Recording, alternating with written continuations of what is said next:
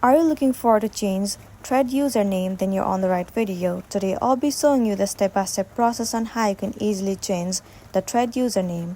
First thing first, move into your application Thread. Make sure that you are logged in into your specific account. Once logged in, you need to head over to your profile at the bottom right corner of the screen. Once you're inside the profile, you will see the option where it says Edit Profile at the very top of the screen. Click on it. You will see your name and username as well. Click on username if you want to change it. So this thing might pop up on your screen. It says, since your current username is shared with Instagram, changing it may remove the Thread banner on your Instagram profile. It means that if the username is not same, then your Thread banner will be removed from your Instagram profile.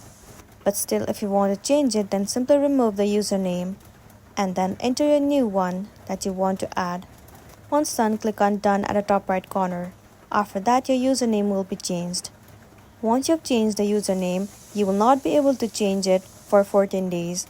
And once the 14 days exceed, you will be able to change it again.